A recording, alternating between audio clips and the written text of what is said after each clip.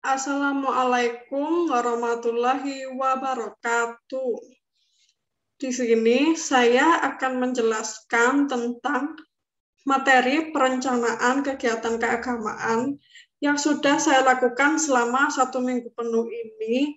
Sekaligus saya juga akan menjelaskan tentang evaluasi dari kegiatan keagamaan ini yang juga sudah saya lakukan selama 1 minggu penuh ini.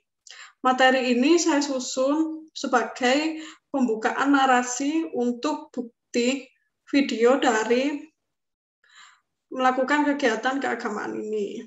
Juga disusun sebagai untuk melengkapi tugas UTS Matkul Umum PAI.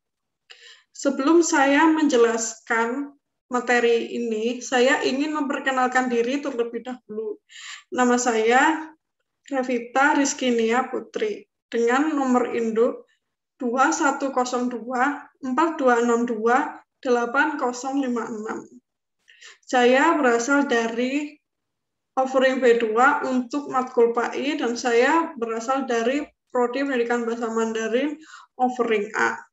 Sebelum saya masuk dalam materi, saya akan menjelaskan apa yang akan saya sampaikan. Jadi di sini saya akan menjelaskan perencanaan terlebih dahulu. Konten yang pertama, kegiatan yang saya pilih untuk memenuhi tugas pelengkap UTS Matkul PAI ini adalah kegiatan bersedekah dengan latar belakang di mana menindaklanjuti perintah Allah Subhanahu wa Ta'ala yang tertulis dalam Quran Surat Al-Hadid ayat 7. Ayat tersebut memiliki arti sebagai berikut. Berimanlah kamu kepada Allah dan Rasul-Nya, dan nafkahkanlah sebagian hartamu yang telah Allah menjadikan kamu menguasainya. Maka orang-orang yang beriman di antara kamu dan menafkahkan sebagian dari hartanya memperoleh pahala yang besar. Jika diperhatikan lagi secara seksama, bukankah itu artinya bersedekah adalah hal yang wajib, terutama bagi orang yang memiliki rezeki lebih. Tapi ada sedikit pembenaran tentang hukum sedekah ini. Sebenarnya hukum sedekah itu bersifat sunnah, karena bila dilakukan akan mendapatkan pahala, dan jika ditinggalkan tidak akan mendapatkan dosa. Tapi hukum ini bisa berubah jika orang tersebut memiliki rezeki yang berlebih, dan hukumnya bisa berubah menjadi wajib. Karena sudah semestinya orang yang memiliki rezeki lebih harusnya bersedekah atau mau berbagi rezekinya untuk menolong orang-orang yang masih kekurangan di luar sana. Namun sayangnya, pada kenyataannya, apalagi pada masa modern seperti ini, di mana mungkin dengan dilatar belakangi sifat orang berbeda-beda dan lingkungan yang berbeda juga, akibatnya jadi banyak sekali orang-orang yang bersedekah namun dengan cara yang kurang tepat, yaitu dengan cara dipamer-pamerkan ke khalayak umum. Dipamer-pamerkan yang dimaksudkan di sini adalah setelah mereka bersedekah, entah itu memberi makanan, minuman, pakaian, buku, sepatu, dan sebagainya, kemudian mereka upload di medsos, sehingga menyebabkan banyak orang yang melihat hal tersebut menjadi suuzon. Ini wajar terjadi karena medsos memang aksesnya sangatlah luas. Jadi orang dimanapun bisa melihat aktivitas seseorang tersebut. Dan orang-orang itu kebanyakan jadi berpikir kalau orang si pelaku bersedekah ini bukanlah melakukannya secara ikhlas, melainkan untuk meminta belas kasih pada orang lain atau rasa simpatik pada orang lain agar dipandang menjadi orang yang baik. Padahal kenyataannya, apa yang sebenarnya terjadi belum tentu juga seperti yang dipikirkan. Karena bisa saja orang tersebut bersedekah memang karena ikhlas, bukan karena riya. Karena sesungguhnya yang hanya tahu tentang niat buruk dan baiknya seseorang hanyalah Allah Subhanahu wa Ta'ala. Dan sesungguhnya tentang masalah ini, tentang masalah bersedekah di medsos, hukumnya bersedekah di medsos sudah dijelaskan dalam surat Al-Baqarah ayat 271 yang memiliki arti sebagai berikut. Jika kamu menampakkan sedekahmu, maka itu adalah hal yang baik sekali. Dan jika kamu menyembunyikannya, dan kamu berikan kepada orang-orang fakir, maka menyembunyikan itu lebih baik bagimu. Dan Allah akan menghapuskan dari kamu sebagian kesalahan-kesalahanmu. Dan Allah mengetahui apa yang kamu kerjakan. Maka jika diperhatikan secara seksama lagi, sebenarnya tidak apa. Jika bersedekah, kemudian dipamerkan ke khalayak umum. Asalkan berdasarkan niat ikhlas bersedekah, karena memang ingin membantu seseorang. Kemudian memang dengan niatan untuk menarik perhatian orang lain, agar orang lain mau bersedekah juga. Dan tentunya juga karena Allah Subhanahu wa Ta'ala. Tapi alangkah lebih baik jika bersedekah tidak dipamerkan di medsos atau khalayak umum. Karena untuk menjaga segala kemungkinan atas penilaian orang lain yang buruk, seperti suudzon yang berakhir fitnah. Karena bagaimanapun juga, jika orang sudah suudzon, sudah memiliki pemikiran yang buruk, sudah pasti selanjutnya adalah fitnah, dan fitnah ini lebih kejam dari pembunuhan. Lebih menyakitkan lagi menjadi korban fitnah daripada menjadi korban pembunuhan. Karena bagaimanapun juga, fitnah menimbulkan bekas luka yang sangat dalam dan tidak akan terlupakan hingga orang tersebut meninggal dunia. Tapi jika dibunuh, setelah ditusuk atau setelah terkena luka, pasti setelah kesakitan orang tersebut tidak akan mengalami kesakitan lagi. Berbeda dengan fitnah yang menyerang batin seseorang tersebut. Tapi jika memang ingin memperlihatkan sedekah itu, memperlihatkan perbuatan sedekah itu, tidak apa, tapi cukup orang-orang sekitar saja yang tahu. Seperti contohnya ketika kita bersedekah di lingkungan tetangga, maka tetangga yang ada di sekitar sana saja yang tahu. Hal ini dilakukan untuk mengantisipasi banyaknya orang-orang yang memiliki pikiran suudzon, sehingga menyebabkan banyak fitnah yang kejam. Jadi dapat ditarik kesimpulan bahwa sebenarnya bersedekah yang baik dan benar dilakukan dengan cara seperti ini. Dan ini sudah dijelaskan dalam surat Al-Baqarah ayat 262 yang memiliki arti sebagai berikut. Jadi maksudnya di sini adalah surat Al-Baqarah ayat 262 menjelaskan bagaimana bersedekah yang baik dan benar. Dan Al-Baqarah ayat 262 ini memiliki arti sebagai berikut. Orang-orang yang menafkahkan hartanya di jalan Allah, kemudian mereka tidak mengiringi apa yang dinafkahinya itu dengan menyebut-nyebut memberiannya. Maksudnya di sini adalah menyebut nominal. Misal, orang tersebut memberikan uang, kemudian dia menyebutkan nominalnya kepada si penerima sedekah. Atau misal dia memberikan makanan, dia menyebutkan apa isi makanan tersebut. Maksudnya apa isi dari kotak makanan tersebut. Itu sebenarnya tidak boleh seperti itu. Menyebutkan jumlah atau penjelasan lebih terperinci tentang pemberiannya. Dan menyakiti perasaan si penerima juga dilarang.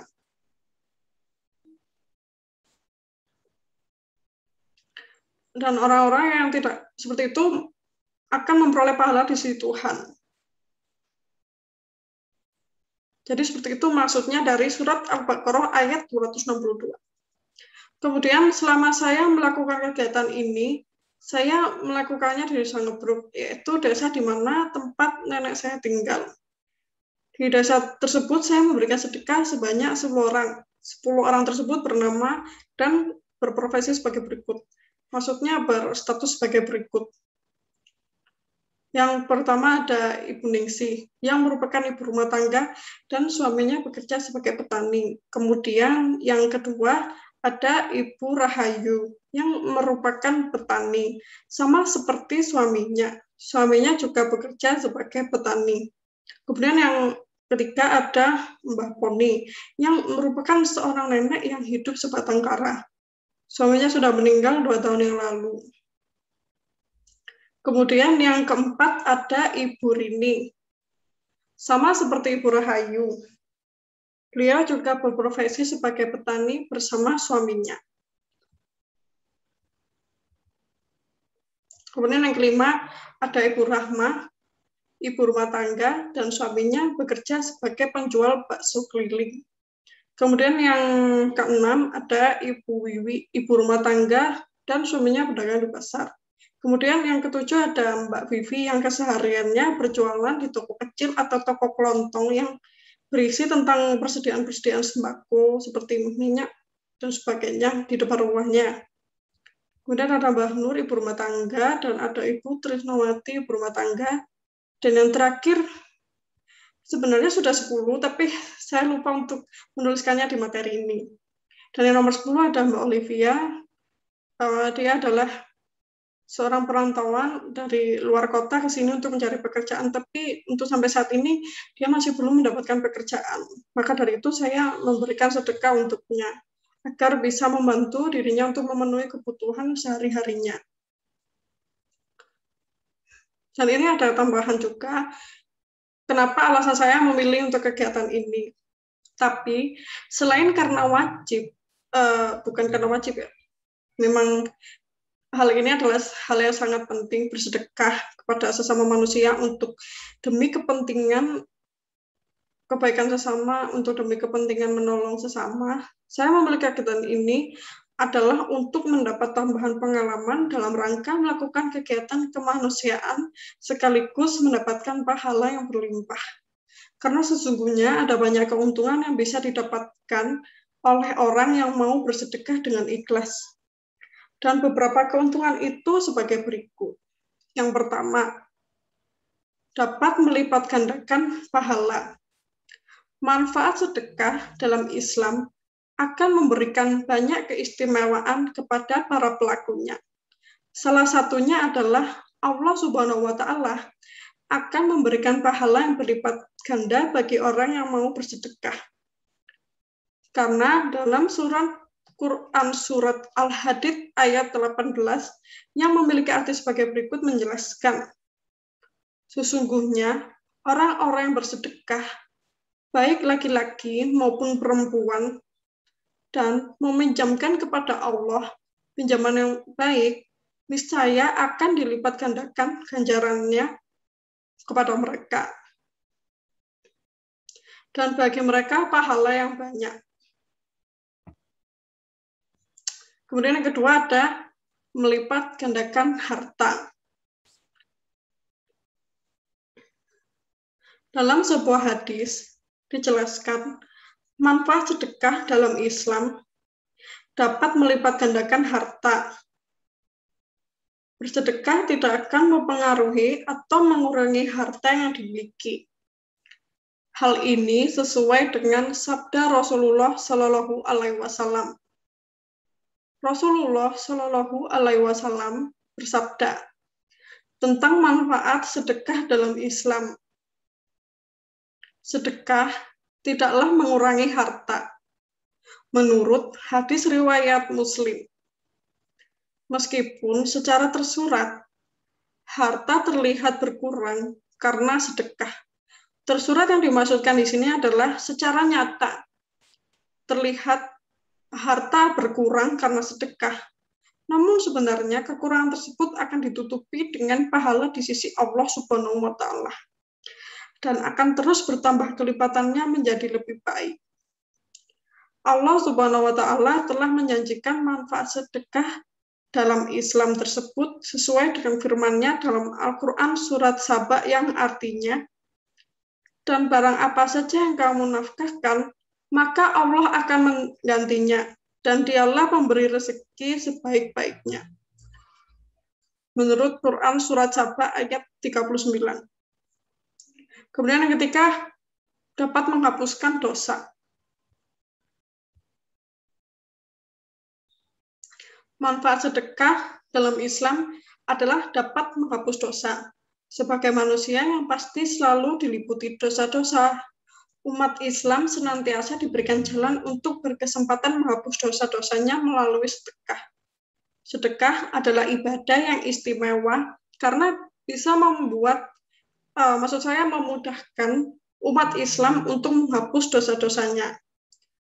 Rasulullah Shallallahu Alaihi Wasallam bersabda, sedekah itu dapat menghapus dosa sebagaimana air memadamkan api. Menurut hadis riwayat Tirmizi. Kemudian yang keempat, dengan bersedekah akan menyembuhkan penyakit. Rasulullah Shallallahu Alaihi Wasallam bersabda tentang manfaat sedekah dalam Islam. Bentengilah hartamu dengan zakat. Obati orang-orang sakit dari kalanganmu dengan bersedekah, dan persiapkan doa untuk menghadapi datangnya bencana. Menurut hadis riwayat At-Tabrani. Dari manfaat sedekah dalam Islam ini, berarti dengan melakukan sesuatu hal yang positif, seperti bersedekah, maka akan meningkatkan sistem imun atau kekebalan tubuh, sehingga tubuh lebih kuat menghadapi penyakit.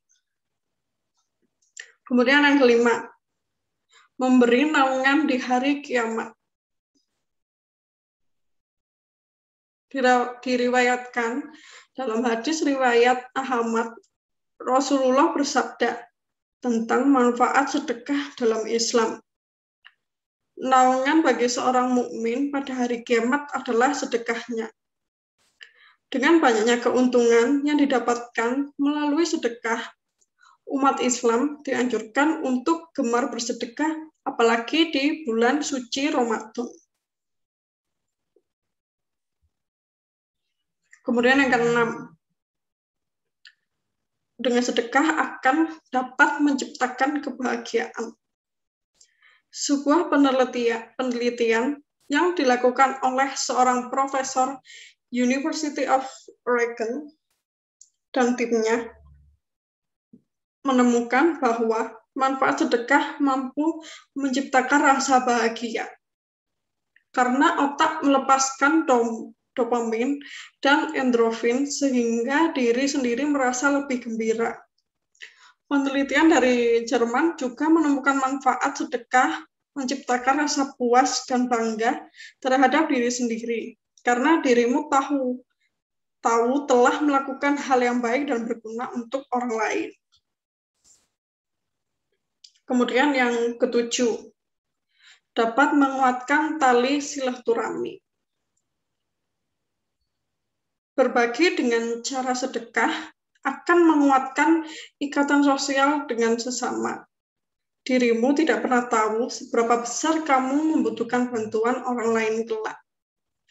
Manfaat sedekah dalam Islam akan membuat dirimu menambah keluarga, teman baru, atau kerabat baru. Tidak menutup kemungkinan mereka akan membantumu suatu saat.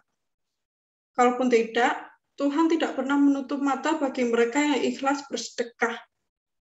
Kemudian yang kedelapan, dapat menyembuhkan penyakit. Rasulullah Shallallahu Alaihi Wasallam bersabda tentang manfaat sedekah dalam Islam. Bentengilah hartamu dengan zakat. Obati orang-orang yang sakit dari kalanganmu dengan bersedekah dan persiapkan doa untuk menghadapi datangnya bencana. Menurut hadis riwayat At-Tabrani. Hal ini berarti bahwa dengan melakukan sesuatu hal yang positif, seperti bersedekah, maka akan meningkatkan sistem imun, kekebalan tubuh, sehingga tubuh lebih kuat menghadapi penyakit. Kemudian manfaat yang lainnya adalah dapat memperpanjang warisan. Dalam hadis riwayat Ahmad, Rasulullah bersabda tentang manfaat sedekah dalam Islam. Tidaklah seorang yang bersedekah dengan baik kecuali Allah memelihara kelangsungan warisannya. Rasulullah bersabda dalam hadis riwayat Baihaqi yang berbunyi sebagai berikut. Turunkanlah, dalam kurung penjelasan maksudnya datangkanlah rezekimu dari Allah dengan mengeluarkan sedekah.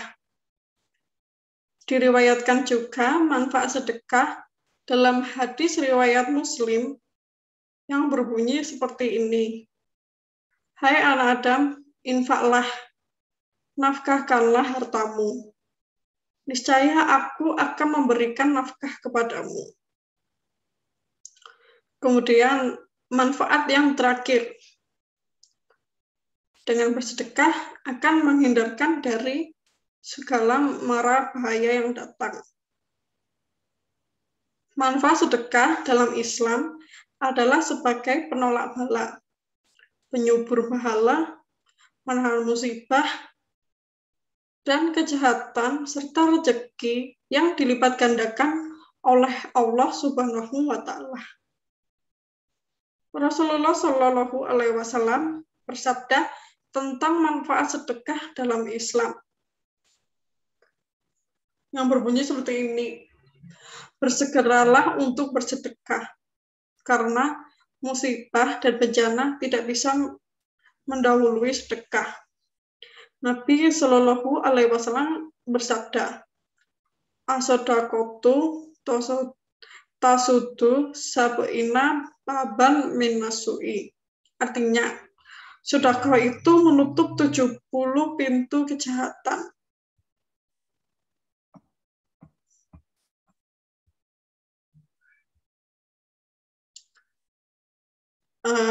Perencanaan, saya sudah selesai menjelaskan tentang perencanaan saya dan dapat ditarik kesimpulan bahwa alasan mengapa saya memilih kegiatan bersedekah adalah untuk membantu sesama, sekaligus karena saya ingin mendapatkan pahala yang berlebih dari Allah Subhanahu wa Ta'ala, dan saya ingin merasakan segala macam manfaat yang sudah saya jelaskan tadi. Dan yang terakhir, saya juga ingin menambah pengalaman tentang bagaimana bersosialisasi di masyarakat, tentang membantu sesama. Jadi di sini saya akan menjelaskan evaluasi dari kegiatan keagamaan yang sudah saya lakukan. Konten yang kedua. Di sini saya akan menjelaskan apa saja kendala yang saya alami ketika melakukan kegiatan ini. Jadi kendala yang saya alami adalah sebagai berikut. Yang paling utama adalah waktu. Kemudian kendala pada dana. Waktu karena bertabrakan dengan jadwal UTS matkul lainnya. Memang dalam pekan minggu ini banyak sekali UTS yang terjadwal, jadi sedikit susah untuk mengatur waktu, menyelesaikan tugas ini tepat waktu. Sehingga menyebabkan video dokumentasi bukti sedekah saya itu hanya berjumlah, maksud saya hanya berdurasi sedikit, karena juga mengejar waktu dan juga karena orang-orang yang saya sedekahi juga memiliki kesibukan tersendiri yang harus segera diselesaikan. Jadi ya saya merekamnya dengan waktu yang bisa dibilang cukup sedikit. Tapi setidaknya saya sudah bisa menangkap bukti. Maksud saya kamera ponsel saya bisa menangkap bukti bahwa saya memang melakukan sedekah. Karena di sisi lain, saya juga harus mempersiapkan untuk UTS matkul yang lainnya. Dan di sisi lain, saya juga harus mencari orang-orang yang mau menerima sedekah saya. Maksudnya orang-orang yang bisa menerima sedekah saya. Karena di desa itu juga banyak orang-orang yang memiliki aktivitas lain. Tapi untungnya saya bisa menyelesaikannya tepat waktu dan tidak mepet hari H. Dan ini semua karena orang-orang yang mau membantu saya, seperti orang tua saya dan keluarga besar saya. Kemudian masalah yang kedua adalah urusan dana. Penyebabnya karena tugas ini yang dibilang cukup mendadak, sehingga sedikit membuat sulit untuk mengumpulkan atau mempersiapkan dananya. Karena bersedekah sudah pasti berkorban. Mohon maaf, maksud saya sudah pasti bersedekah mengeluarkan dana. Tapi syukur alhamdulillah atas berkat rahmat dan ridhonya, pada akhirnya saya bisa menyelesaikan tugas ini dengan lancar dan sesuai deadline. Baik, itu narasi pembukaan dari saya. Jika ada kekurangan dan kesalahan kata, mohon dimaafkan. Waalaikumsalam. Maksud saya, wassalamualaikum warahmatullahi wabarakatuh. Dan ini bukti-bukti video saya. Setelah ini saya akan tunjukkan. Terima kasih. Wassalamualaikum warahmatullahi wabarakatuh.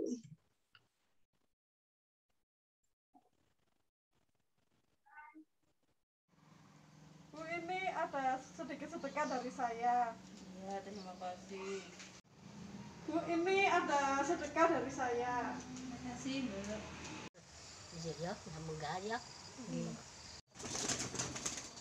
Bu, ini ada sedekah dari saya. Oh iya, suan ya, Dok. Mbak, ini ada sedekah dari saya. Oh iya, suan. Ini ada sedekah dari saya. Nggih. Ini ada sedekah dari saya. Ya, terima kasih. Mbak, ini ada sedikit sedekah dari saya. Bu, ini ada sedekah dari saya.